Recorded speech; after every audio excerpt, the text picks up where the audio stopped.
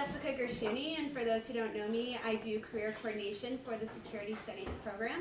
I want to welcome everyone to the event today, talking about insider threats with Mike Ellis from Deloitte. And to kick it off, I'm going to turn it over to Caitlin Turgeon. Caitlin is a 2013 SSP alum who has been very generous with her time and support of students who are applying for the Deloitte consulting positions for this coming year, and we're really thrilled to have her. So here's Caitlin. Thanks, Jessica. Thank you guys all for taking time out of your Thursday afternoon, especially with the busier recruiting season that you're all probably experiencing. Today is sort of an inaugural event for our new teaching partnership that we at Deloitte are developing with SSP in particular. As I'm sure you all know, we do a lot of active recruiting of MSFS writ large, but due to some of the interests of SSP students in particular, we're really interested in kicking off that personal relationship. So please stay tuned. We're sort of building up to the potential of courses at some point in the future, but today we're starting off with a great lecture from Mike Ellis, John Cassidy, and Kwasi Mitchell? Kwasi Mitchell on the insider threat. So I'll turn it over to them to introduce themselves and kick it off. Want me to start? Yeah, sure. Well, good afternoon. I guess it's afternoon now. Everybody's having lunch, so I like that. This is we're going to sit here, if that's okay with you guys, especially since they're going to do a little filming.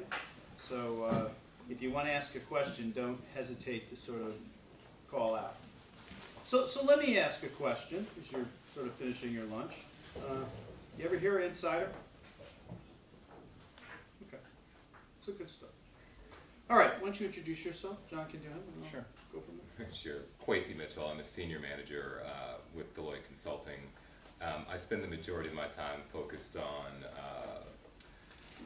I would say, Homeland Security, Department of Justice, and also Department of Defense clients, and also spend a fair amount of time with corporate security specialists as well. Thanks. John Cassidy, senior manager as well. Focused primarily on Department of Homeland Security, Justice, and commercial. I did a policy degree that had sort of a security studies bent to it at Harvard at the Kennedy School, so familiar with some of the decisions you guys are thinking about as far as where to go, what type of work to do, so I'd be happy to chat with you about that once the panel's over. And as Mike said, we want this to be as interactive as possible. It looks more formal than it needs to with us sitting up here in suits, so please feel free to ask questions, interrupt us. It's more of a discussion than it is a lecture, and we'll do our best to keep you engaged. I like how you're Mr. Casual with no tie. Yeah. Right? Like I wore a tie. I'm like, I'm coming to Georgetown. It's a big deal, right? But Mr. Kennedy School apparently doesn't think it is. Not on Thursdays. I lead our undergrad recruiting at Georgetown, so I'm here more often than he is. So. I wear a tie because I'm just old and I wear a tie all the time. My name's Mike Ellis. I've been at Deloitte about 8 years. I'm a director in consulting. Before that, I was 20 years with the Naval Criminal Investigative Service, so I come out of the federal law enforcement counterintelligence arena, and I've pretty much worked on insider most of my career between counterintelligence, counterespionage, and we have subsequently continued to think about that here at Deloitte, and you're looking at the two gentlemen that actually drive a pretty robust solution. And so we're going to share some of our perspectives in terms of how we think about insider, and then some of the ideas about how you think about mitigating. It's kind of interesting to me because for many decades people have talked quite a bit about it. There's been considerable writing about it, considerable thought, but very little action. And that's probably, and we'll get into this a little bit, probably because insider and even espionage, and espionage, by the way, up until, if you wanted to sort of go back and take a history, you could see some of the studies that Perserec has some interesting studies where they look at it from the 1940s forward. It wasn't really until the 80s that they realized, well, let's take a closer look here. Perhaps espionage is more a result of insider than it is from foreign agents collecting information. Well, of course, insiders have to be recruited by foreign intelligence agencies to conduct espionage, so there's a little bit of a connect. But in the 1980s, they sort of coined it the decade of the spy. And that then became actually right around the Walkers. If you remember the Walkers, who were Navy, who were spying for the Russians with Navy material. They started.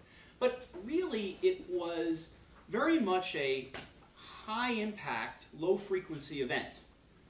And for probably a couple of interesting reasons that have sort of changed over time now that we're 2014. And that would be, and we'll come to this, that back then we dealt with information that was primarily in the world of bricks and mortar, where we would pay attention to, sure, when people come to work, and we'll probably talk about that, and we pay attention to what people were printing.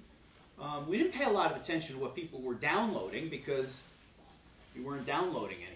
You were going into files and copying them, so you made lots of copies. But you know, if you were working in a skiff, and these were the things that people paid attention to. And honestly, I think I've named 3 or 4 indicators in this example, and maybe that's all there was. Today, as we'll talk to, there's probably 150 indicators that we could probably list the 3 of us off the top of our heads. Trust us, we won't. But that's because we've shifted into this world we call bits and bytes, or where businesses become very globalized and everything is done virtually. And I'll sort of start with the things that get you to squirm in your seat a little bit. This new generation in the workforce, a little bit you guys too. Not really. Barely. That's true. You guys are either getting old because you're spending too much time with me, or the way that information's managed, and such a need to be connected with information 24/7 has sort of changed the landscape. And honestly, I mean, we have been really thinking through this solution for the last probably 4 or 5 years aggressively at Deloitte. But in the last 2 or 3 years, people have started to do something about it. And some of that's driven in the government. And we work, all of us work both in the commercial sector, but primarily also in the government, with some executive mandates. And some of you may be familiar with some of the executive orders that have come down that dictate that any government agency that has classified information needs to have an insider threat program. And so that's sort of been interesting to watch, I think, right? Because we're seeing some that have sort of in the IC that have taken off rather aggressively. And others that we have seen that are kind of maturing slowly, with sort of the hammer hanging over their head, like when are they going to get a program together?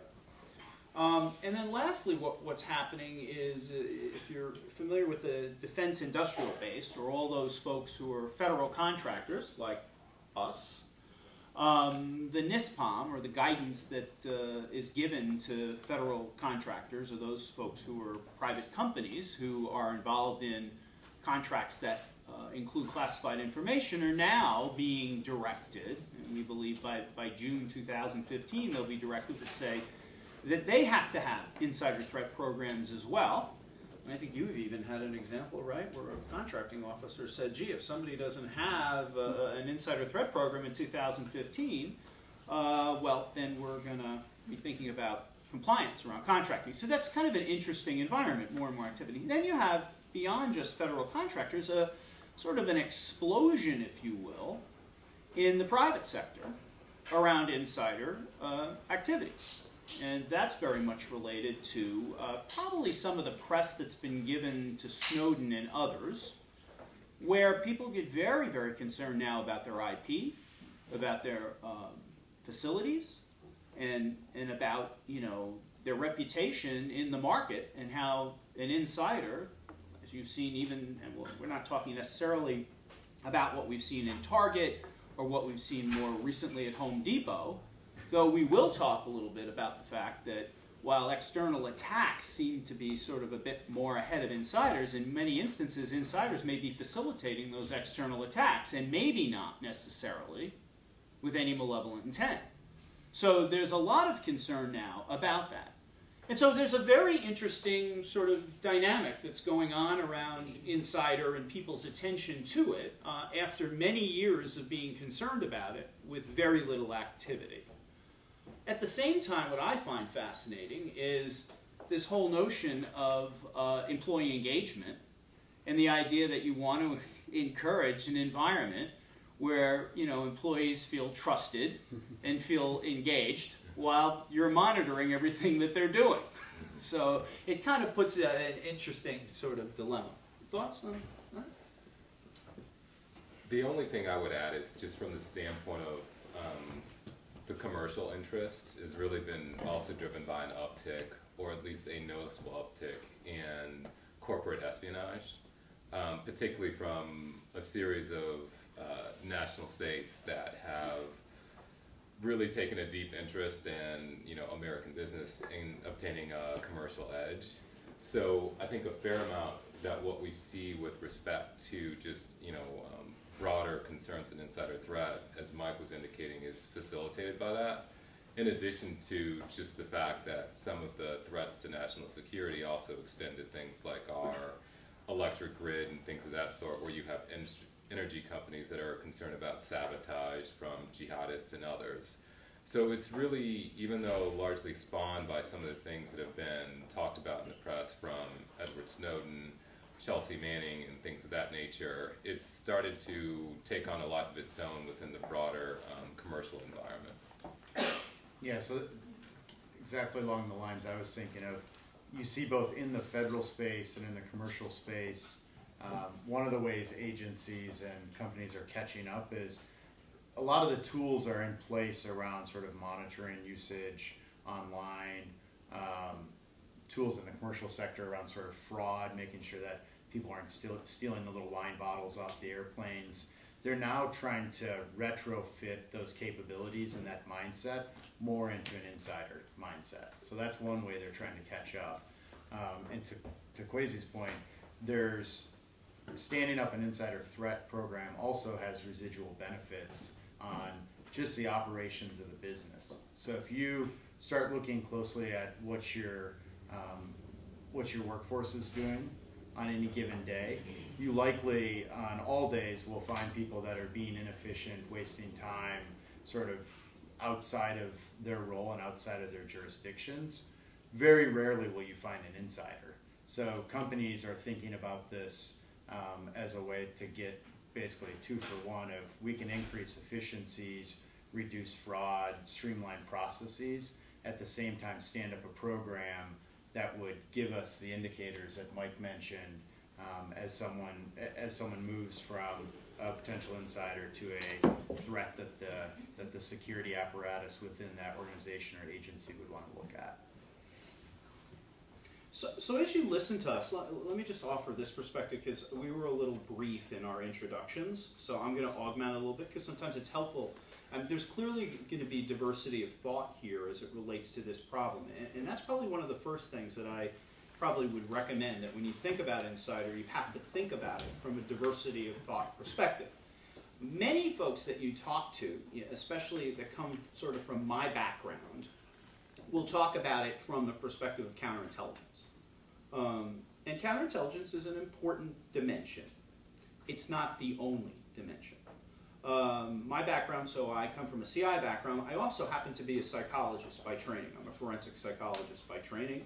And I was a clinical forensic psychologist in federal law enforcement as well as all the other stuff. So I had the behavioral lens. So there's a behavioral lens to look at. John mentioned his background in terms of the Kennedy School, and one of the issues that we pay very close attention to is there's also a policy lens to look at. And then how do you begin to bring that together? Well, there's a policy for a shrink is an organization's way of defining behavioral expectations and how you define communications. So that becomes very important. And then Kwasi didn't share the fact that he has a PhD in chemistry and an MBA. So he has probably the most scientific mind in the group, because social science doesn't count, I've been told many times.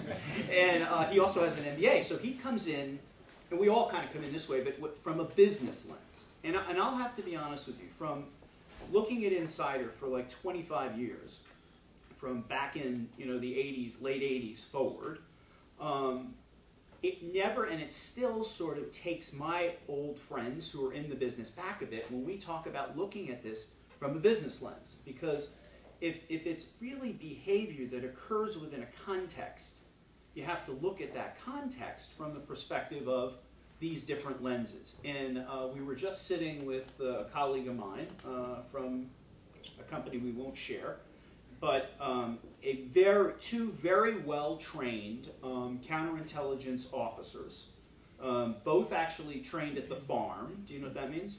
So they were both formerly trained in running a very robust insider threat program for this organization. And we were having a conversation about lessons learned, and they raised a couple of issues of which Kwasi asked some very interesting business questions. And I've known both these guys for 25 years, and rarely have ever seen their jaws drop. Like, wow, we hadn't really thought about that. So as you begin to think about this problem and this challenge, which is only going to continue to sort of evolve, and I can say it's evolved because remember when we started, I said, gee, you know, I remember looking at these cases when people were at printers or in skiffs that it was too early or in the morning or too late at night, and what they were trying to necessarily carry out in their bags. By the way, that used to be a very big thing. They used to have bag checks. Okay, not when you go to professional sports events, right? Okay, ladies? But bag checks, where they would, in fact, check your bag. And you knew they were going to check your bag. Well, move forward into the mid-90s, where everything then started to become more and more on the IT systems, right? And they basically then began to stop bag checks because they figured if they could manage everything in technology, then they would have a more secure footing. Right up until the time Brian Reagan, in the very late 90s, early 2000s, was carrying out pounds of material in his gym bag while they were watching what he was trying to do on a computer. So, context, right? So we have the aspects of what's going on in those lenses in the non-virtual to those that are in the virtual. We'll talk more about that. Let's go to the first slide. Because we could just sort of talk without the slides. We probably should have done it. We're halfway through the presentation, but we just advanced the slides. We're not even close. We'll catch up. And again, please, if you have any questions, stop us. us. I got a question. Yeah, please. When you're talking about companies that are trying to introduce insider programs and stuff like that, is it more that they believe insider can intrinsically damage the bottom line of the company, or is it more of a public relations kind of issue? Because a lot of the companies that you mentioned, you hear about it for a few days, and then after a while it sort of fizzles out, and you don't really think about the company as being vulnerable. And so I'm just curious as to what you think their motivations really are. Yeah, it depends upon the specific industry. I think that if you think about the truly sophisticated companies, they know that they've had a breach of some sort and that they're exposed. So they really put insider threat programs in place just to ensure that longer term they don't, you hear about a breach today and then you hear about another one 6 months after that and then a year after that. The other thing to keep in mind is, like, you know, as we go around and we talk to people in different industries, say, again, going back to my example of energy companies, they're always concerned about sabotage. So it's not just a single incident on that day, it's about putting in a specific program that'll prevent it longer term. So I haven't really been aware, we haven't been involved in any specific conversations where it seemed like pure window dressing. Yeah. It's either a concern that's come from the board because they've seen other people in the industry that have been exposed. It's either concerns from their security officials because they have trained classically on the farm, as Mike was just indicating, or conversely have some counterintelligence bent to the work that they've done and know that this is a real threat. Or you have people who have just seen, they've monitored the threats that are taking place in their industry and know that that specific item might be more easily executed by an insider. But I haven't encountered anyone who seemed like they, you know, there's some bad press, so let's just go and do this. Right. And in fact, when we talk about, you know, our government clients, they're as concerned, if not more so, about workplace violence, about stopping incidents like the Washington Navy Yard shootings, than they are necessarily about classified information in all instances. They're essentially equally weighted. So it's a general concern. Yeah, I think two ways to think about it when you're thinking about what's a company's motivation for doing a program is, first, what type of assets are they trying to protect? So if you think of you know, the airline industry versus a hedge fund. It's a very different set of IP and physical assets that they're trying to protect. And then the second dimension to think about is, how does the program they stand up fit within the broader culture of the organization and even the industry? So if you look at the financial industry, they're much more willing to go the extra step to monitor social media activity, bank accounts. You sort of, when you go to work for a hedge fund, you give all of that up. You give up all your privacy there. Where if you go and work for a startup in Silicon Valley, it's a different culture. You know, your expectations on social media are very different than if you're working somewhere on Wall Street. So if you think about the assets and then the culture, that usually will give you a pretty good sense of what type of program that company or that industry would develop. So I thought that was an excellent question, because in essence, I think clearly we're articulating it depends in many instances. But I think if you ask folks, they'll tell you, yeah, there is some issue about not wanting to be on the Washington Post, so in the Washington Post or the New York Times, so there could be some window dressing there. However, they're generally concerned about certain things. And one of the things, just to move forward with this, is, as John mentioned, what do they want to protect? And that becomes a very important question. What do you want to protect? And then that conversation generally moves to what's your risk appetite? And if we're talking to CISOs or CSOs or chief risk officers, that's become a real interesting topic lately. What does that mean, my risk appetite? Well, to some extent it means, what are you willing to lose? And that's really the better question, because you can't protect everything. What are you willing to lose? And what are you willing to give up in your work culture to protect it? And that then can be, we could be here with you for 2 hours telling you all the different sort of permutations of what people are willing to do, and that's going to be very different. Some companies will, it's interesting, some companies won't do a background investigation, but they'll drug test. Some company, right, and it's very, some people will not back up their computers. Some folks will allow folks to use thumb drives. And we're not saying one is right or wrong. We could just tell you that in looking, when you begin to look at organizations and you begin to think about it from a security and protecting assets perspective, it's going to be a very interesting dynamic, because it's going to play into the culture of the organization as well. So let's get into sort of defining this a little bit. So we've talked a lot about what we're seeing. So insider has always been viewed as someone who is an employee, right? And we've sort of broadened that a little bit. So we would say that this is a person who's either an employee, a contractor, or a vendor. And we've even looked closely at family members as well. And why is that? I can give you an example, like Deloitte protects a lot of client information.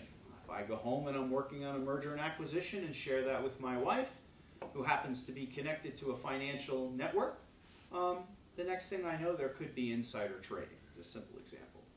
But there's lots. Not that his wife would do that. She's incredibly trustworthy. She's a lot nicer than I am. Right. So that's an important. So it's an individual who has access to systems, facilities, material, right? The other thing that's important to think about is that generally what we see is that individuals fall into 3 categories. They can be malicious, they can be complacent, or they can be ignorant. And we're going to come back to that. So that's often important to think about, that insiders are not just an individual who fits into those categories, who is in particular focused on being malevolent. But those who are malevolent or who have malicious intent are usually operating in a crisis. And that crisis can be one of financial, or it could be one of the ego, where they don't feel like they're being valued. And we'll get into some of those indicators in terms of, no, there's no profile, but there are certain indicators that lead someone to be a bit more at risk. And so therefore there's a perfect storm that seems to arise with those who are malevolent. And that is, they have a crisis, they have access, right? And that they're going to act on it as a solution using the material to be exploited in some form or fashion for some particular gain, whether that gain may be financial, and if you really do some research, you'll see in many instances espionage, which is at the far end, right? It's a pretty egregious act. It was never really done for a tremendous amount of money.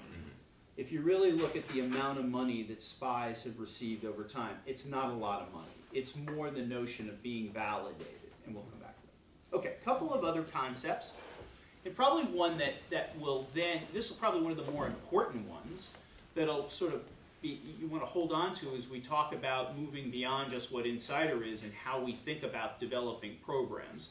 And that is that this phenomenon follows a continuum of idea to action. So it's not an impulsive act. I generally do not get up in the morning and decide that I'm going to exploit or sabotage something at my company. And that also includes, by the way, coming in and shooting any of my employees. And we'll talk a little bit more about how workplace violence plays in, but it was, well, let's just say this. It was always very separate and was looked at very separately, but it has the same characteristics early on as someone who would exploit information, and it follows that phenomenon of following a continuum of idea to action. So what does that mean? That means that I have an idea, I might think about it, I might explore it, I might talk about it. Now I'm into an action. I might begin to sort of explore the systems in a particular way, or test where I might be able to go in and out of a building. And all of that ties into moving forward. So there are also, with this, if you're following me, it's along a continuum, a discernible pattern of behavior. So we acknowledge there are certain sets of behaviors that we're aware of that individuals engage in as they move along that continuum. Well, if that's the fact, and we see this over and over in cases, whether you want to look at them from the 1940s or you want to look at them from last week, then we begin to think, well, if that's the case, we might be able to interrupt forward motion. So if you're moving along a continuum, you can interrupt forward motion. Now, up until more recently, right, and let's just say before more of the advent of technology, you really had to be able to recognize these behaviors, and in most instances, insiders were picked up in a very reactive fashion when something happened.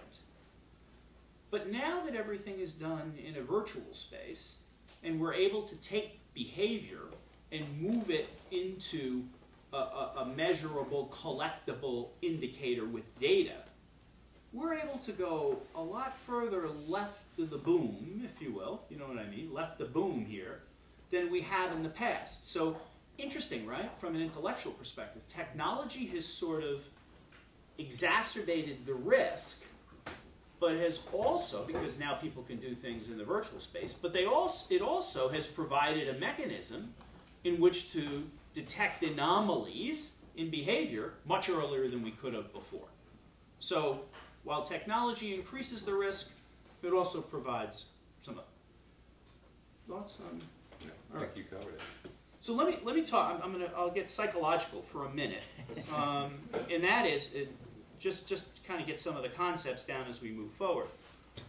I mentioned that bricks to mortar thing, bricks and mortar to bits and bytes, right? And so what you notice is that people's behavior, right, in the world of bricks and mortar, right, what you can see, right, where there are social norms and mores, and you're supposed to sort of behave within a certain norm, or else what? You look abnormal, you look crazy, weird, whatever. But that's because your behavior's observable, right? So knowing that my behavior's observable, there's a certain constraint, external constraint actually. By you observing my behavior, I'm going to behave in a certain way. If I started talking to you, giving this talk with standing on my head on this table, it would be a little bit odd, and you'd be thinking, what's up with that? Yeah. I'm not quite sure that's physically possible anymore. When I move forward into the virtual space, right, I put my head into the virtual space. I might put it into a computer, or I might put it into a mobile device of some sort. But I put my behavior starts to enter into the context of technology. And up until perhaps more recently, because of what's been going on, that's subject to a different set of constraints, right? Because many times people thought, well, once I'm online or I'm in this space, there's a certain sense of anonymity, correct? You don't really know who I am, and though you do, but the sense is that you don't. So you can't really see what I'm doing. So therefore, my behavior then becomes less constrained externally, and it's subject more to my own internal constraint, which doesn't tend to be as tightly woven for everyone as does knowing that their behavior is being observed. A great clinical example of that is somebody who's paranoid. In many instances, they can really pull it together. But then if you go and look at their writings online or their communications online, they're purely out of their mind, and a whole bunch of other issues that open up. So that's important. So to mitigate, we'll come back, how to mitigate this type of behavior, how do you, and I'm asking you to think about this, how do you bring external constraint into cyberspace? You develop mechanisms where people realize that their behavior is being monitored. And so if I do go into my computer, and we're talking at a work setting, though in some instances they'll watch your social media, not depending on the company, depending on what they're looking to protect. And remember, security clearances are a privilege, by the way, they're not a right. And if you really want to see an industry that'll monitor you, look at some of the financial industries, and quite frankly, for that privilege, you'll sign over just about everything, and if you don't want to, they're very happy to show you the door and wish you luck in looking for your next job. That's the point. But how do you develop that? So that's important. Let's move forward to the next slide, and let's just clarify. I'm going to get through this and turn it over to the guys.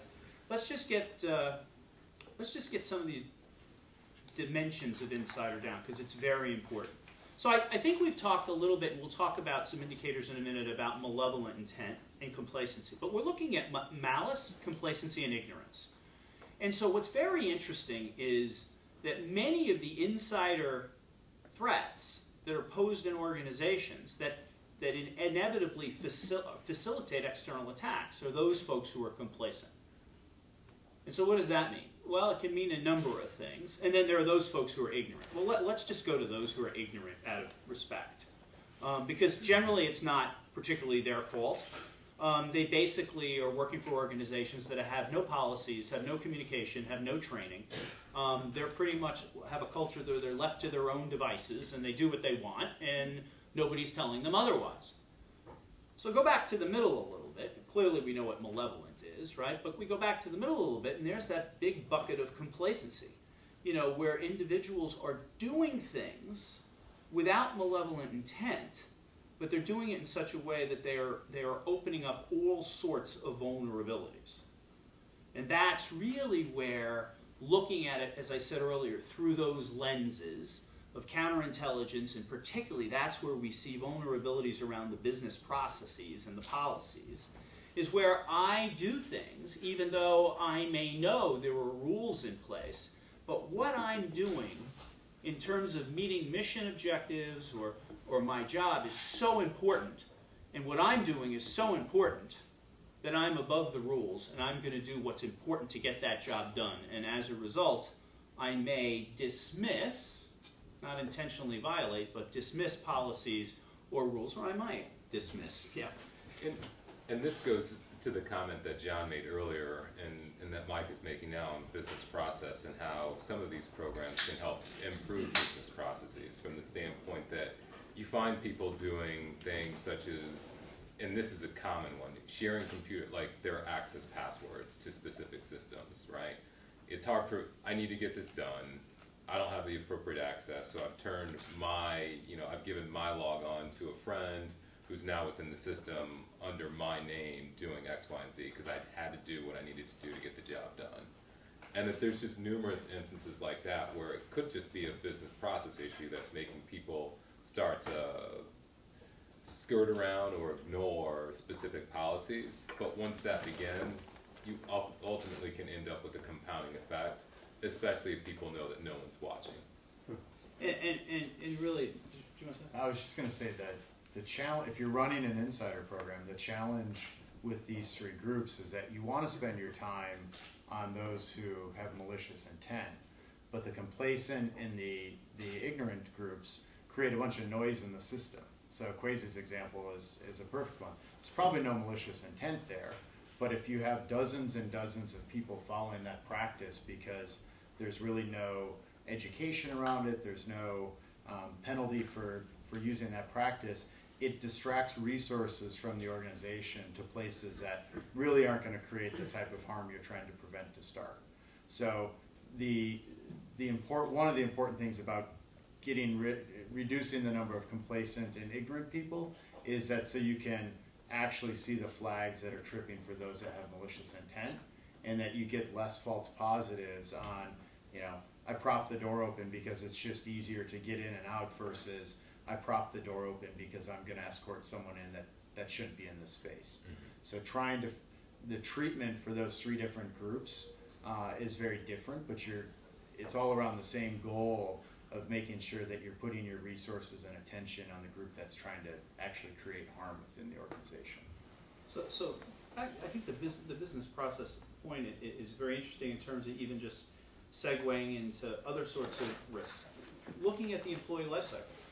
So how do organizations vet individuals before they hire them?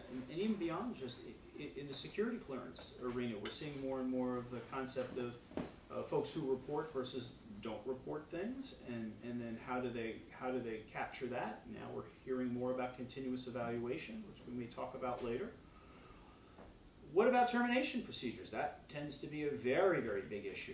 How do companies handle terminations in terms of individuals who may have continued access to information after they've left? And in some of the studies, you'll see that individuals who are 30 days out are pretty focused on what they want to take with them. We'll look at some survey data.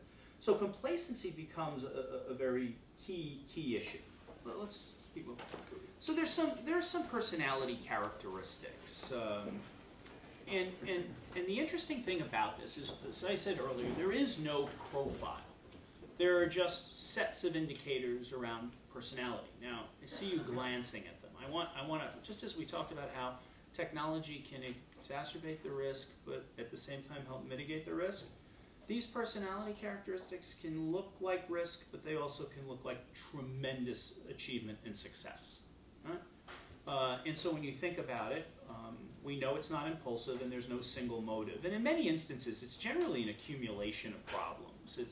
It's more overall strain in those who have a crisis than it is any specific crisis. And I always would say that many times it's the straw that breaks the camel's back, that somebody then, who's been moving along that continuum, takes action. But there are some flags that make sense, and as we move forward and think about, well, what are those types of behaviors you want to pay attention to that if you looked at and correlated would show a potential anomaly that would want you to ask a question whether you have a particular problem? A history of managing crises ineffectively. Usually people who just don't deal with frustration real well. Often folks who are seeking a lot of validation. That is a very high one. So you get that sort of need for achievement, and to some extent that compensated for leads to very high achievement and success. Very aggrandized. Now, this is what gets interesting. So seeking that validation, I want to do the job really well. I kind of really do believe I'm probably one of the smartest people in the room here, and I could probably solve the problem the best, and the rules don't necessarily apply to me because I'm entitled as it relates to who I am and what I'm doing. So while that might be an indication of a series of at-risk indicators for a person who has a crisis, I'd ask you to think about just a few minutes ago what we were talking about. Think about that as it relates to complacency. That's where I'm above the rules. What I'm doing is so important. And I may not with any intent want to exploit or damage or sabotage, but by the mere not following policies, or because the business processes in many instances allow it or don't sort of allow you to be able to detect it, it becomes an issue. And then of course there are all kinds of other sorts of consequences that go with that. So what I hope we've gotten to at this point is we've talked a bit about the phenomenon, and how we begin to see it sort of in the marketplace and in the government, we have a sense of what the phenomenon is and how we're defining it. And the definition is getting broader because we're looking now in a context where it is behavior, but the behavior is occurring within a non-virtual area of space and a virtual space. And again, non-virtual, like we were talking about physical access. We pay attention to, for example, individuals' HR performance. That's a big one. Because individuals who are not performing well may in fact be thinking about going somewhere else. Okay, so let's kind of move on. Where am I going? 8? Yeah, you're going over there. So one of the things that we pay close attention to is, and I think it's important, and it probably plays more into education and awareness than anything else, is, I should take this section, is the changing demographic. So there's a definite changing demographic in the workplace, and you're seeing more and more of the Gen Ys coming into the workplace. Folks who are, like yourselves, very connected to technology, very connected to information, needing to be connected all the time, needing and being able to use and access information in ways that my generation didn't. In fact, what's interesting is if you look at some studies, and this will be good in this crowd for the most part, other crowds I get a little bit of a rebuff, you can imagine, is that those folks who are 35 and younger are better educated than those folks 35 and older. How you doing with that, all right? I'm over the 35. Yeah, I know. think he's fine though. No, I'm not. He's not either. No. So I didn't say, by the way, that us older folks weren't smarter. I just said educated better. And that is why, because I'm pretty sure most of you in this room, to include you two, weren't searching the card catalog when you were doing, the necessary research in the library. Okay? Well, maybe a couple of you remember. I remember taking my daughter to my university where I went to school, and I said, well, this is, where the card catalogs were. She goes, really? I use those? So the idea of how you use and access information so quickly has led to considerable efficiencies in productivity. But at the same time, it has developed sort of a culture about how I manage information. And that, without the appropriate mitigators, can lead to a variety of different risks about what I can share, what I can't share, what I access, how I access it, how do I get it, and the sheer frustration if I can't get it because I don't have the appropriate technology or the appropriate resources to get it. What's that? Or policy. Or policy, yeah, right. So that sort of has begun to get folks to think about the policies, the training, the communication. So the idea is that as we move forward, there clearly is going to be more and more access and the ability to move information. But we have to think about how we protect it as well, because if we move too fast with that information, we open up considerable vulnerabilities. And again, less about malevolent intent, more about complacency. So a lot of that is going to fall on organizations as well. Yeah, so a good example is the sort of younger generations come with a different set of expectations, work expectations. So, and I think we share a lot of these at Deloitte. I want to be able to work remotely. I want to be able to plug in and work when I'm traveling internationally. So I was just in Bosnia 2 weeks ago. Kwasi was in Asia. I want to be able to have that type of access, and it puts organizations in a tough spot of how do I meet the expectations of a younger generation that likes to share information, is very well connected, with some of the requirements you'd expect on an insider threat project. Like you would hope your employees wouldn't be sharing things when they were connected to an open network in a foreign country, for example. And that seems like probably very common sense to this group. But if you are a different type of major in a different type of field, like that might be news to you that you can't do that type of work. So our organization and all organizations are struggling and trying to meet the challenge of how do you create a culture that's open and inclusive and is appealing to folks to come and work at, with how do you still put security practices in place that make sense without getting in the way of what you're trying to achieve with your mission. And I think a nod towards policy, to the comment that was made earlier, especially with the new generation entering, or younger generations entering the workforce, having good policy that just explains why you have a policy means something. Yeah. Right? Having a policy that's in place with no explanation of why or the importance, I mean, it becomes much easier for people to circumnavigate. Yeah, that's a word, right? Yeah. I'm making up words now. But to skirt, specific policies that don't have a clear explanation, and to John's point of, with other majors who would not understand why you wouldn't use a removable media device provided to you by someone who represents a foreign country, that might be interested in the type of work that you do, is problematic without those explanations. And wouldn't you say from the experiences, or what would you say from the experiences that you've had with working with organizations, where they stand with mature policies, communications, and just what you described? I haven't seen anyone do it well. No. Yeah. It probably becomes one of the larger gaps that we write about in the assessments that we do. Well, you can have the right, I mean, we always say you can have the right policies, but how do you know anyone's following them? I mean, organizations spend an incredible amount of time writing all the right words on a piece of paper, and then they post them somewhere that no one goes again to ever read. So it's getting organizations both to think about really simple and clear policies, and then also figuring out a way of, how do I know my employees actually know what they are and follow them? And if they don't follow them, there's some sort of follow-up. And I think you raised a really important point about the idea of working remotely, being able to work collaboratively, where as you work collectively, you could become much more productive. I mean, that's one of the things that I found from working in the government for 20 years and then coming to Deloitte, is that the sheer collaboration around a particular problem with the diversity of thought leads to just some incredibly innovative solutions. Now, how do I sustain that and do it in such a way that I don't either open doors to potential exploitation from the outside, or I myself don't realize that, gee, I could really exploit some of this information?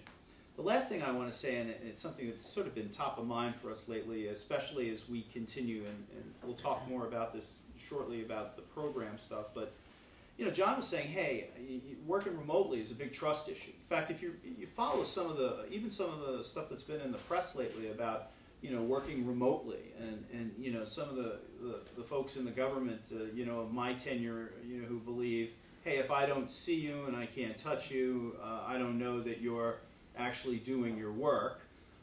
And for those who know, you can probably work more productively remotely than you can in an office and get more done. I mean, we're a big advocate of that at Deloitte.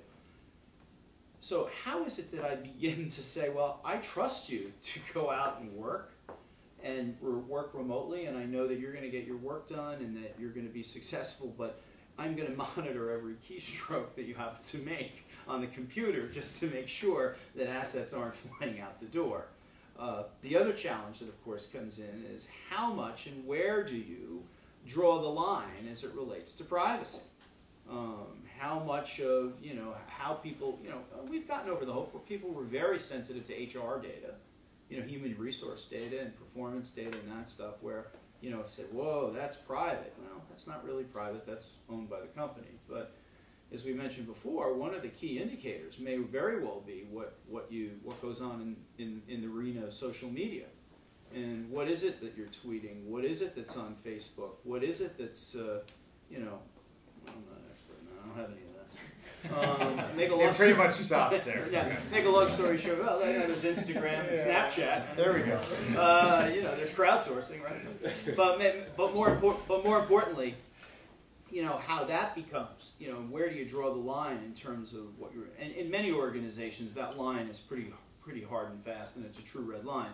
In other industries, as Kwasi had mentioned, that may in fact become a piece of what's monitored. But the idea of being monitored, again, is especially within the context of the workspace, is not something that's violating anyone's privacy, because that's the organization. Get outside of that, and it becomes a real debate. Do you have a question? Yeah, well, first of all, thank you for being here today.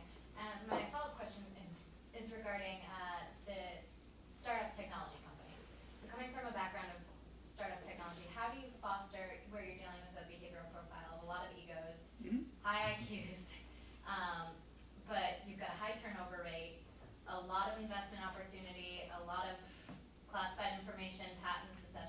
How do you mitigate risk from the get-go in terms of fostering a climate of innovation with, you know, understanding that this will not be tolerated? I think there's a certain aspect of need to know. You know, I mean, from, you know, one of our clients is a technology company. And I think what's interesting is that you have distinct projects. You have distinct projects that have personnel assigned to it, even people whom are part-time. But from the standpoint of just, you know, establishing a culture of around what a person needs to know to be able to be innovative, collaborative, and, you know, further the advance of specific objectives in the company is perfectly fine. I don't think that necessarily having every member of the company have free reign and access to any specific program out there just because they're interested in it, knowing that there's a high rate of turnover and that that person is likely to go and work at a competitor that's, you know, 10 miles away and likely within the same industry is something that should cause alarm.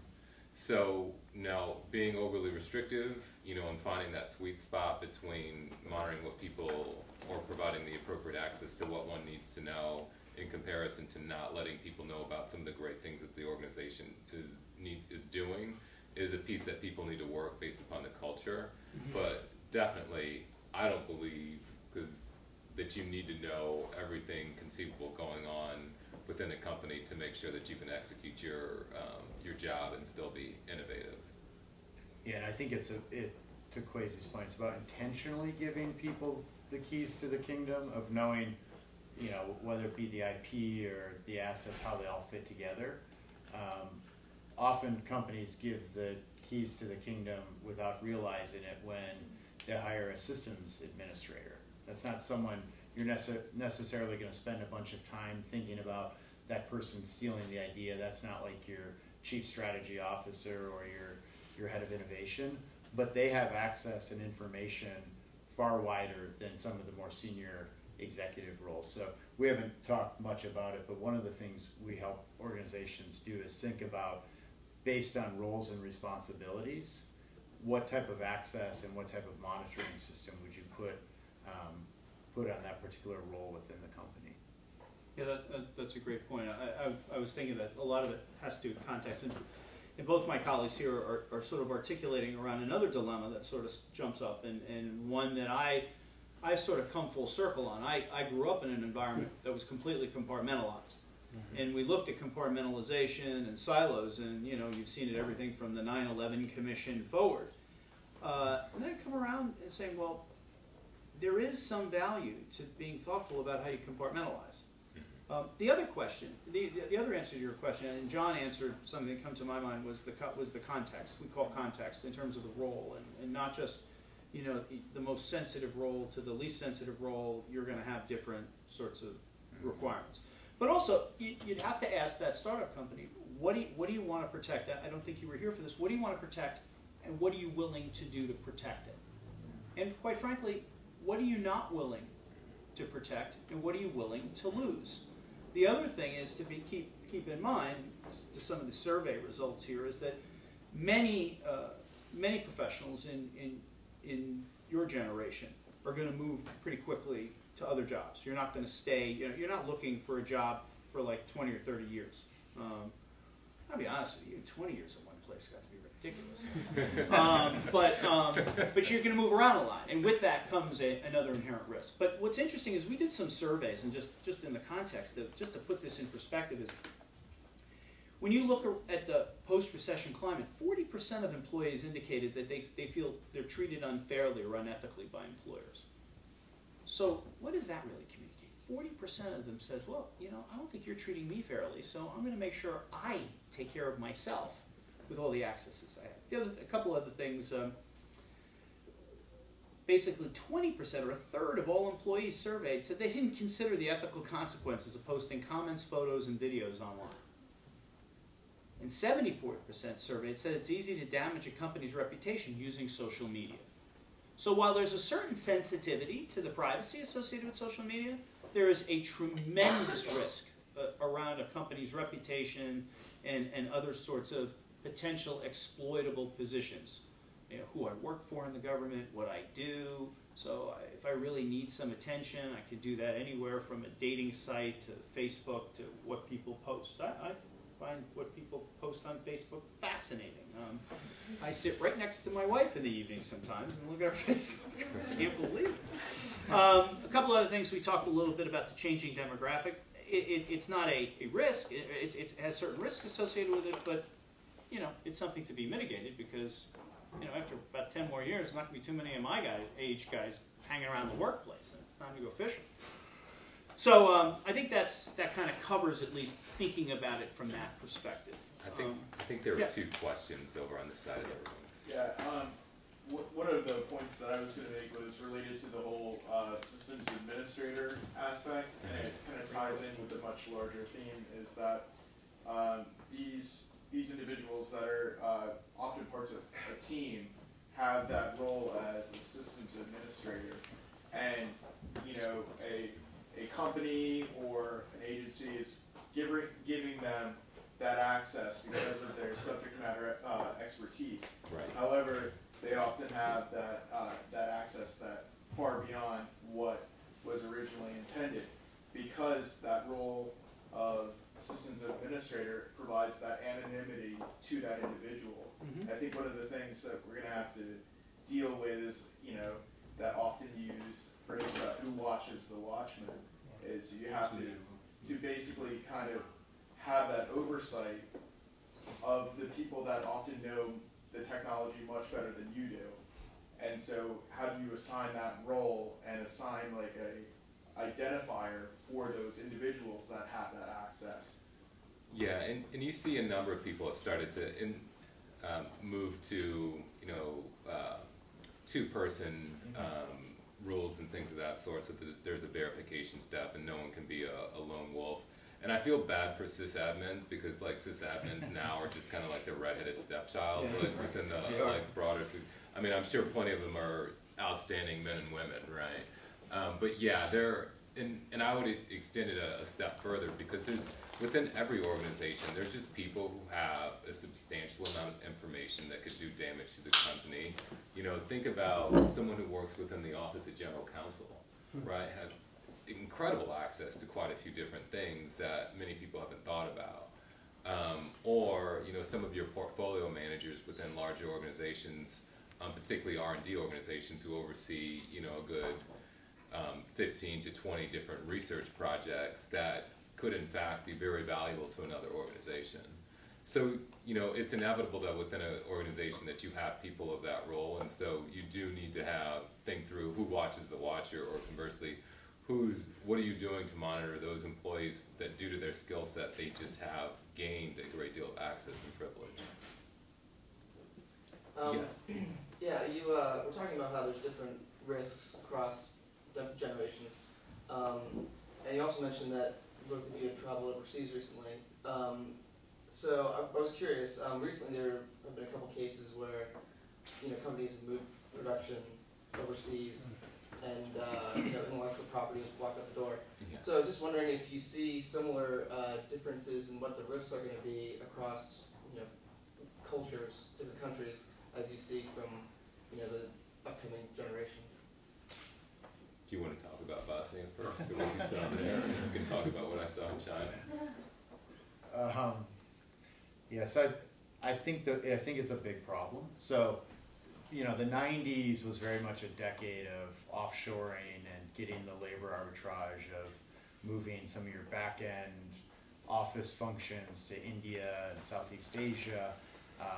Mike, he's done a lot of thinking around what are the inherent risks and how do you avoid those.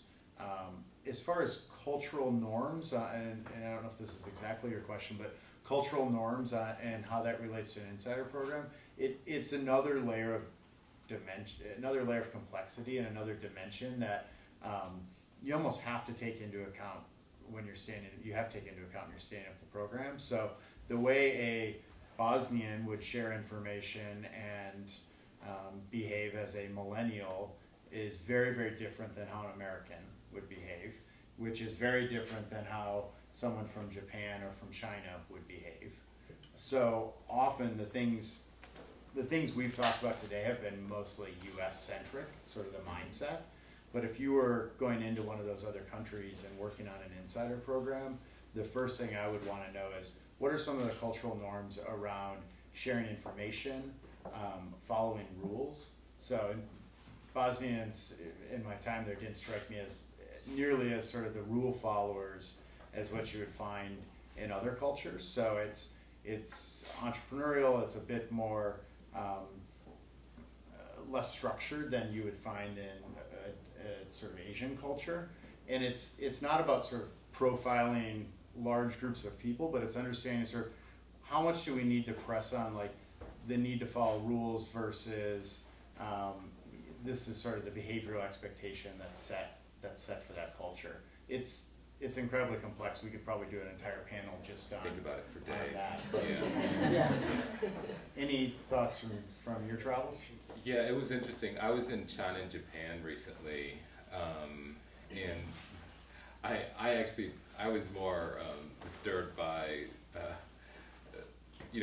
just people passing around data sticks, or excuse me, like thumb drives, just being like, hey, this is the thumb drive. You can transfer. It's like, I don't know where that came from. I don't know who owns it. No, I don't want your thumb drive, right?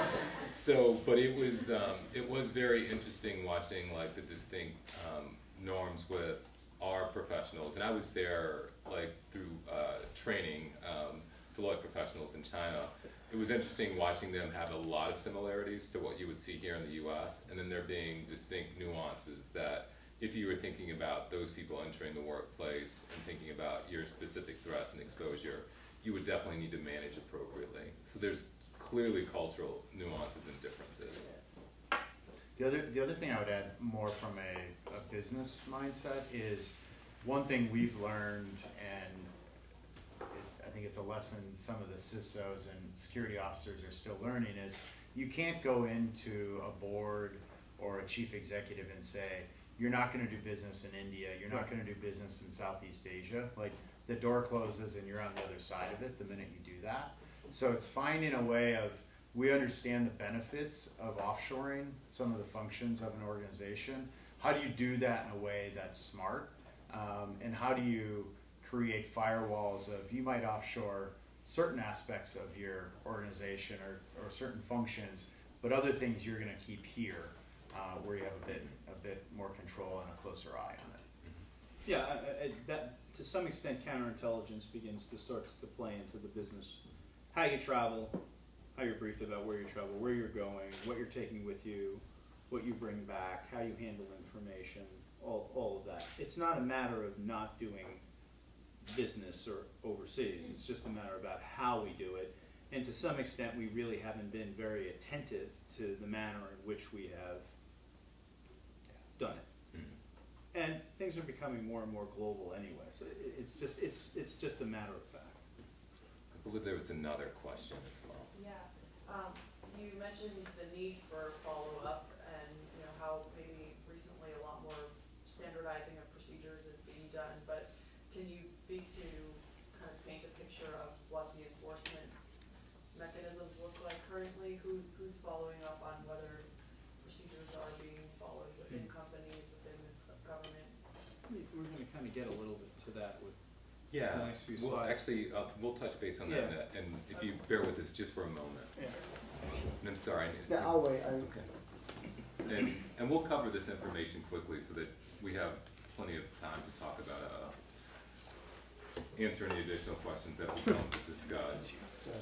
And this slide in particular, I think, addresses some of your, like, part of your question as to what are the distinct items and what does enforcement look like. And again, thinking about the ignorant, the complacent, and then the outright malicious. Like, if you think about security as a layer that you have to put in place for each one of those specific categories. Now, for the ignorant, you start with things as simplistic as training. I mean, you have to assume that those people just don't know. Like, they don't know that they aren't supposed to click on that email that is from some address that they don't understand, but there's someone from Nigeria that's asking them for money, right? No, they're going to give you money. Right, Yeah, exactly. Like, they just don't you know. have to give me your bank account number. Exactly, right? So You know, the ignorant, it's more helping them understand how not to be exploited and what are the things that they do or don't speak of in public. Like when in my first job, I received training, you know, I was in a research organization. It was clearly delineated, like these are things that you do not speak about in public based upon your research. If someone starts, you know, showing interest, like if there is a young attractive woman or a fun guy who's sitting next to me at a bar watching a sports game, I don't need to talk about my research. But that's the type of training that many organizations don't provide, right? From the standpoint of, you know, when you think about those that are complacent, it starts to get a little bit more challenging as to what you need to put in place, right? You've had the training, they probably ignored the training, right? And now it's a matter of talking about what policies and procedures and what happens when there's a violation of your policies. Now we, in Deloitte, get a nastygram when we violate specific policies. If I expense something incorrectly, I end up getting an email that says you expense this incorrectly. And so just that amount of due diligence lets people know that there is someone watching, and it immediately improves the behavior in the majority of your workforce, that there's simply someone paying attention. And then lastly, you know, you get into a combination of, also with this particular group, just having access controls. So when people are looking around, or because they are, going back to our example earlier, of trying to access things in order to do their jobs, knowing that they simply can't access certain parts of the company's information, also lets them know that you're paying attention, that someone is watching.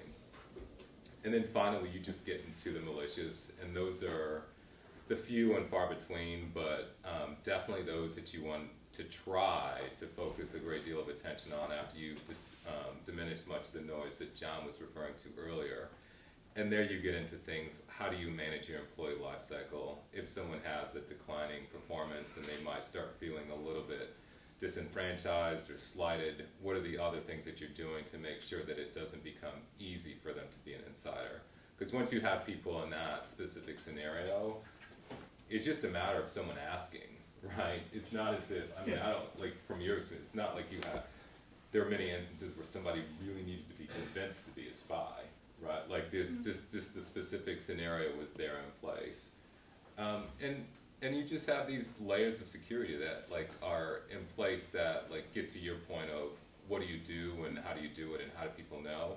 That's kind of the approach that many people are thinking about taking, but I haven't seen anyone be incredibly effective at layering all of them appropriately.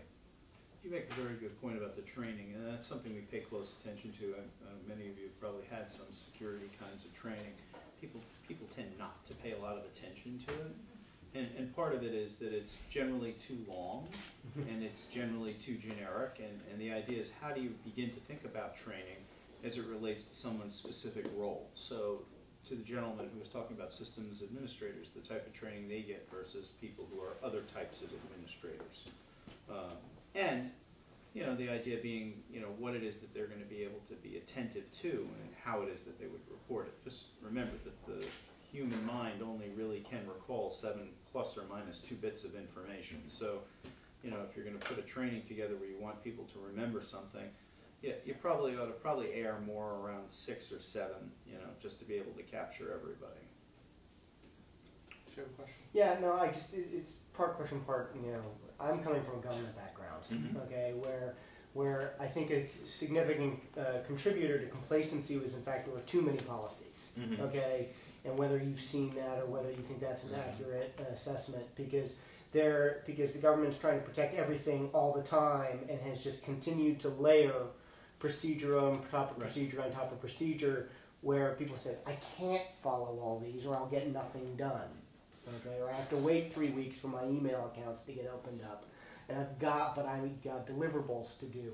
Have you seen a lot? You know, does that seem to be an effect outside the government sector, or do you think the government is making any efforts to fix that? I don't think it's just the government. I know. Actually, I should say I know it's not just the government, right? Like it's. I mean, if you look at just large companies that have just bureaucracy on top of bureaucracy, one of the rules of thumb that was taught to me a long time ago is that if you can't actively update your policies on a yearly basis without being at an incredible expense of time and effort and energy, you probably have too many policies, right? And so, like, if you sit back and you say that I have, you know, just to do this, we need to create an organization. They'd have to work, 10 people have to work around the clock. You probably have too many. So then, but that's incredibly common. Like, Yeah, the problem is that new ones are created and they never retire. You know, it's almost laughable, some of the policies we find that are, you know, 10 or 15 years old. The technology they mentioned. They're referencing things that you're just like, I don't even think that exists anymore, right? Like, I floppy drives. Right, I couldn't even buy it on eBay, right? Like, so. Who's got a copy of that red, Ron? It's in the back of the safe. Right. Exactly. So, on the, which button is it? It's, oh, thanks.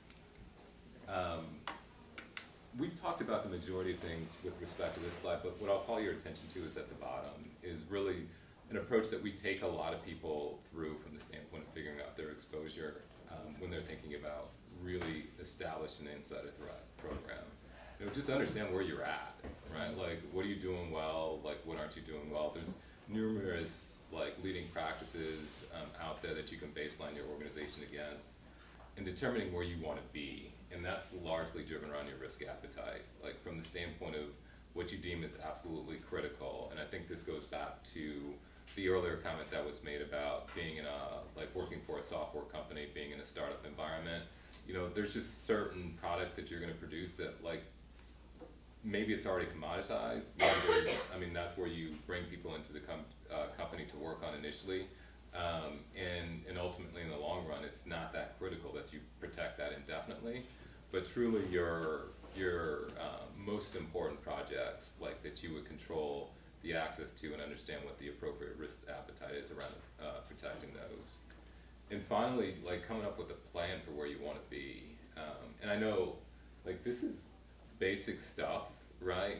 Assess where you're at, decide what you need to protect, and then decide where you're going to go. But you would be amazed at where people, like, have false starts or stumble along the way. Yeah, and I do think if you do take a look, in many instances, people are doing some things, and in some aspects, like you said, what they're doing is good stuff. Mm-hmm. It's just not integrated in any form or fashion. It sort of floats out there as a sort of single entity. So, from the standpoint of one of the items that we haven't talked about extensively is that as we talk about standing up insider threat programs, we also frequently talk about the use of analytics, right? There is, and I would say that any successful insider threat program requires the use of analytics. There's just too much data. Like, insider threat has become a big data problem. I mean, everything has become a big data problem, but in particular insider threat as well.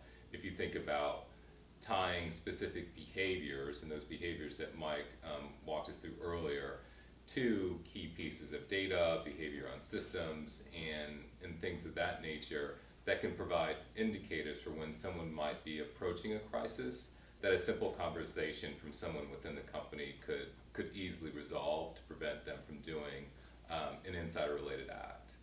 And we would say that we're huge proponents of that. Like, we frequently start most of our conversations with clients and others that, like, ultimately, you know, insider threat is not this issue that you collect a bunch of data and then you show someone the door or you restrict their access. It's an issue where just a little bit of common decency probably will go a long way. And having that conversation with someone before they are at the point of a crisis means a lot. And so what we have here are just some of the distinct items, you know, internal data, external data that people can collect. What are your HR records saying? What's your log usage from the standpoint of what sites you're trying to access, what parts of the building you're trying to access, just to get an idea of declining performance, and then undue interest in areas that don't concern you. Might be something going on there. And then coupling that with external data from what people do on social media for the companies who do feel comfortable doing that, so that, you know, all of those things, in addition to you talking about how you just bought a new car, right, might be some indication of, like, not only have we missed the key indicators, but they may have already done some act that that would damage the organization overall. So that being said, we highlight a few of these things here, but analytics is critical to really making sure that you move the needle from the standpoint of an insider threat program overall. And these are, you're probably looking at these going, oh, those seem straightforward, simple, you probably could have come up with the same list. The challenging part for organizations is sort of twofold. One, how do they navigate the internal bureaucracies to actually get this data integrated? So Mike gave the example of, no, we can't tell HR data because that's, it's a privacy issue. But what you want to know is HR data, if someone's struggling in their job, are they traveling internationally? Did they just declare bankruptcy? So the data points on their own are kind of just data points. It's the integration of them that's really difficult. So the two things that organizations struggle with is getting through the bureaucratic hoops to make that happen. So we spend a lot of time helping organizations think about the governance process around big data. And then the second is the actual, how do you integrate them from a technical, analytical standpoint to the point where it's actually useful, so someone can make a decision. To Kwasi's point, another term we often use is, this is a lead generator for a human to go have a conversation with another human. So it's not going to go, oh, you're the insider, we're going to fire you. It's, we've noticed these behaviors, has it escalated to a point we're going to go and have an informed conversation. I was going to say, and just as Mike indicated earlier, like profile is not the appropriate word. The other thing I really dislike is when people say that based upon specific data elements, you can predict who's going to be an insider. Like, it's totally not true. Anytime I see that, like, I immediately, like, it just, like, we're not that sophisticated that you can use these specific items and have a machine totally predict human behavior. DARPA might be working on it, right? But it hasn't been put out there yet. Right, I think that's very good. The idea that you don't talk about profiles and clients will ask us, hey, can you give us the profile to look for? To predictive analytics, where you're trying to predict what's going to happen, versus what we talk about correlating specific indicators that are relevant to what they're trying to protect, and that detects an anomaly using the analytics, right? Detects an anomaly, whether that's different from their baseline behavior, their peers' behavior, and what they've been doing in the past, and that then indicates that, gee, based on what we think is a potential risk, this requires some type of an interview or a discussion. Is this someone who is malevolent? Is it some, and may need to be terminated or referred to law enforcement? Is it someone who's complacent and needs some additional training? Or is it a false positive? Great example is that I generally come to work at 8, I leave at 5. I have a specific area that I focus on when I'm online, and I start to come to work at 6, and I'm there until 9 at night, and I'm printing at another printer, and I never work with Kwasi, and I'm working closely with Kwasi and going now with access to sites that Kwasi works in that I hadn't before, and I'm an anomaly. And we're going to interrupt forward motion on Mike before he becomes a potential insider or he opens up an external breach. And they come and talk with me, and they talk with my boss, and they're like, whoa, take it easy here. We assigned Mike to go work with Kwasi on a special project. So he's been granted accesses, and he should be coming to work early, and they're staying late because they're on a really crunch timeline. Okay. That's what it's all about. And this next slide is specifically to Mike's point on correlating data. You know, we have, 3 different characteristics of 3 different employees. And you see that you have some of these, as you start to assemble the information, you have John, who is a trustworthy member of the community. You have Larry, he's got a few things going on, but he's probably a solid dude.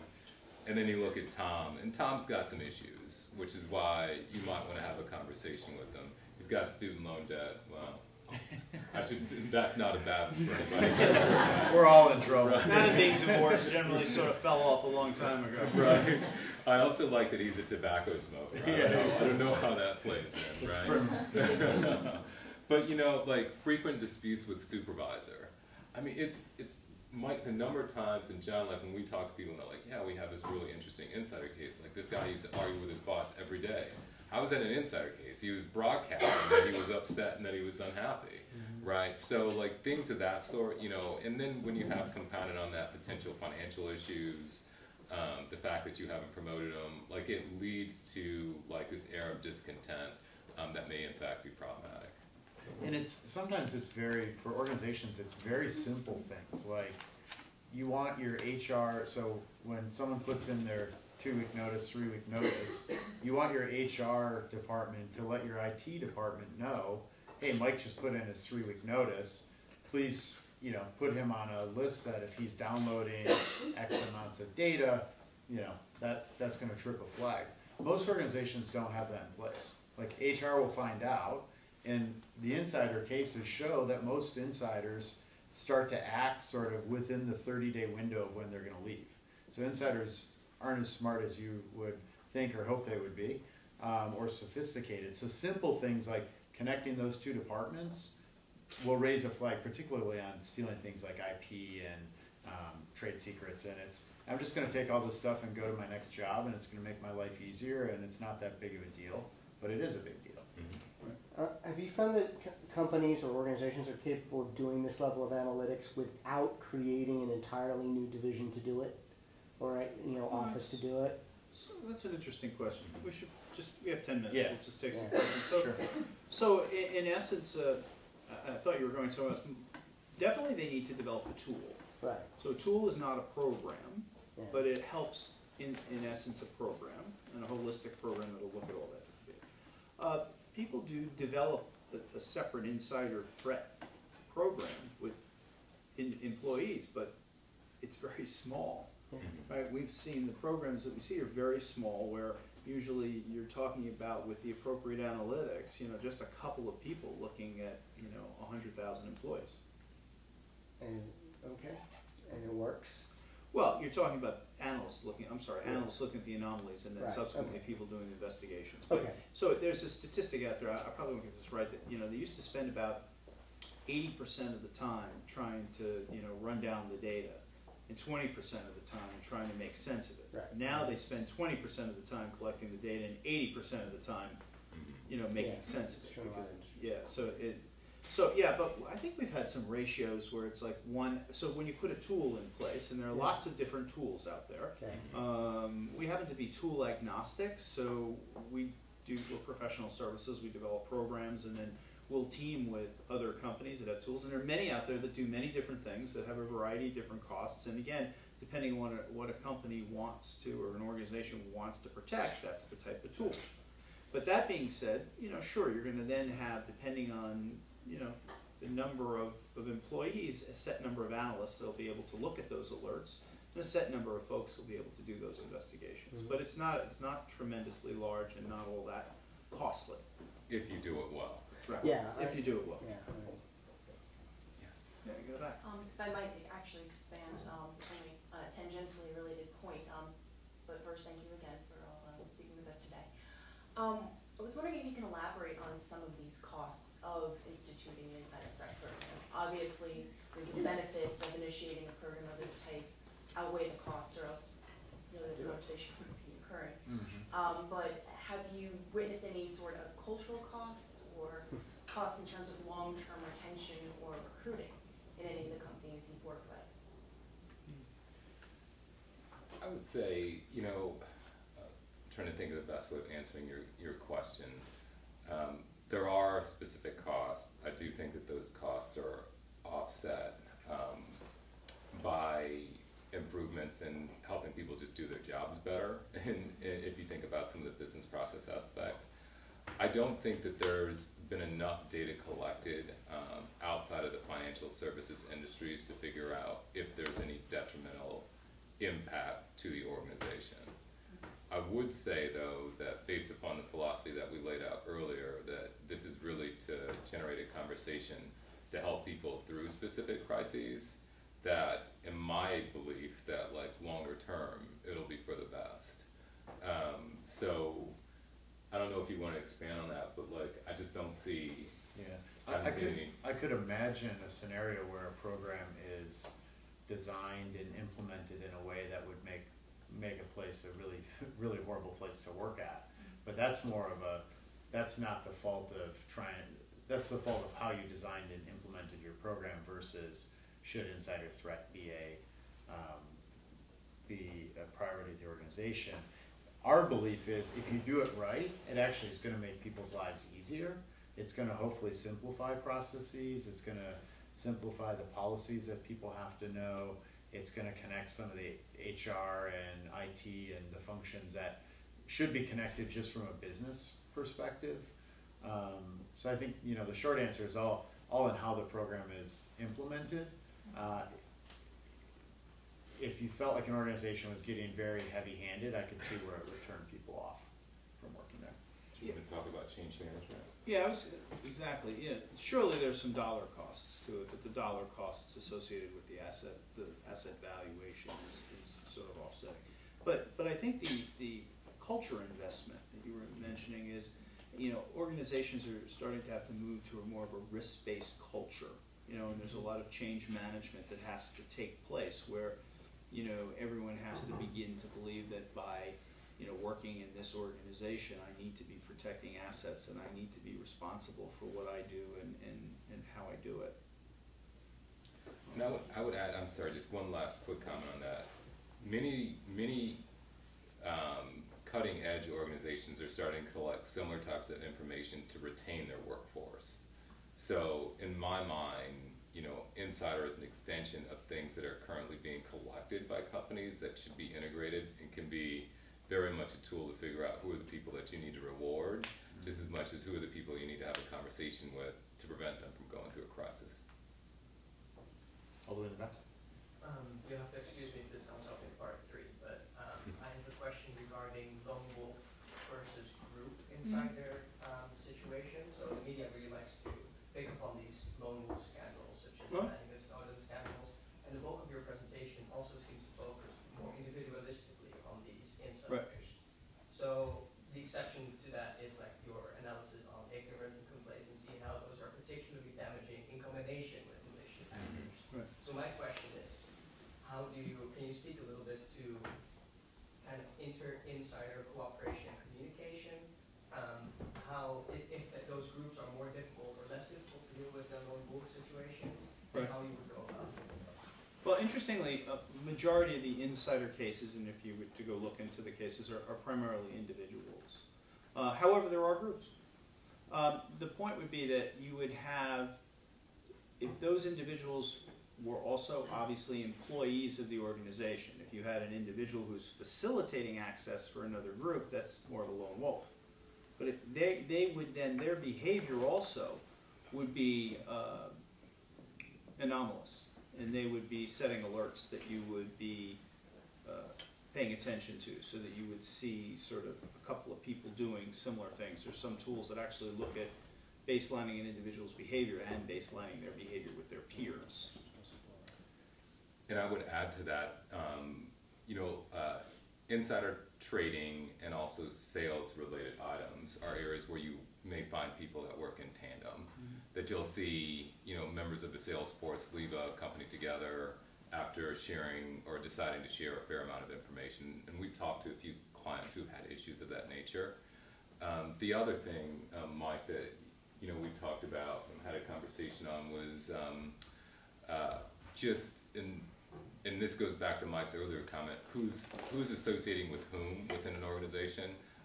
Are John and I sending each other a lot of email, we're hanging out at each other's desks a lot, you know, and we work on entirely different floors and have no reason to associate. But if you take his job responsibility and pair it up with my job responsibility, you end up with a lot of information that you could sell to someone. Those are the types of items that, when Mike is speaking of anomalies, that would surface. We just have a couple more minutes with you guys. It's about 1:30. It's really flown by for us. Any other questions? Me again. It just occurs to me, though, that a lot of the things that are associated with identifying insider threat could also be applied to identifying potential whistleblowers. Okay? Yep. And so whether there's, I don't know, you might say an ethical issue to that associated with that. Right. Well, whistleblowers are coming forward in many instances. Yeah. Insiders are not. but that there needs to be a continued attempt to provide in that change management and that risk culture avenues for people to be able to be whistleblowers, and that probably needs to be developed. Yeah, the legitimate concern there is, does the insider threat and program in some way suppress whistleblowers, or does it punish whistleblowers so they don't come forward? So an anomaly is going to lead to an inquiry, Right. and that's where the opportunity is to clarify what that behavior is. Okay. And so just in closing, just in the title, and we stayed away from some of the heavier technical, but I thought the discussion was excellent and the questions were excellent.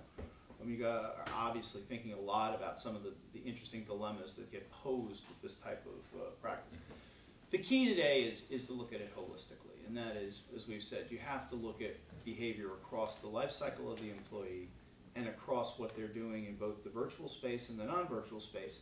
And to your point, sir, in the back, the roles they play.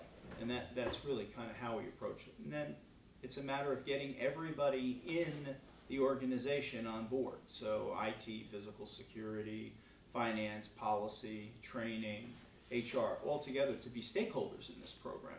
So from an organizational perspective, it's being able to, for those who hold the data, they become part, as John said, of the program where they can help define the governance and the CONOPS.